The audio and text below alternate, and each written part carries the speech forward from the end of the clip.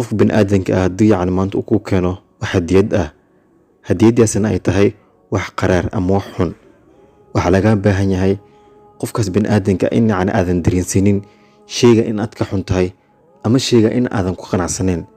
waxaa loo baahan yahay inaad muujiso mar walba in yacni sheyga aad ku faraxsan tahay, weliba aad ku qanacsan tahay, aad dareensiiso farxad weliba iyo reynreyn.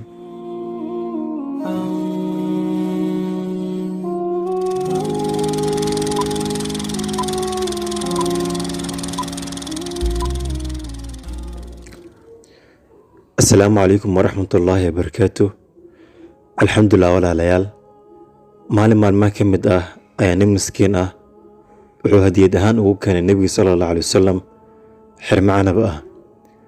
Markaas ayuu nebiga sallallahu alayhi wasallam wuxuu u goostay xabad ka mid ah canabkii, wuuna cunay. Haddana wuxuu u goostay mid kale, wuuna cunay. Haddana mid kale, ilaa uu ka dhamay xirmadii canabka ahayd. ninkii miskiinka ahaa isagoo aad u faraxsan ayuu baxay. asxaabtii la joogtay nebiga sallallahu alayhi wasallam mid ka mid ah ayaa ku yidhi, nebi allo, sidee bad u wada cuntay canabka adigoo waxna inaga siin?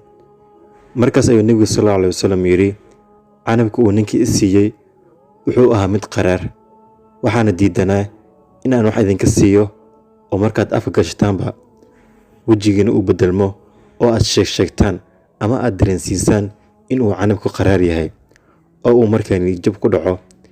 sidaas darteed ayaan u wada cunay si aan farxad ugu muujiyo oo uusan niyad ugu jebin ninka miskiinka ah.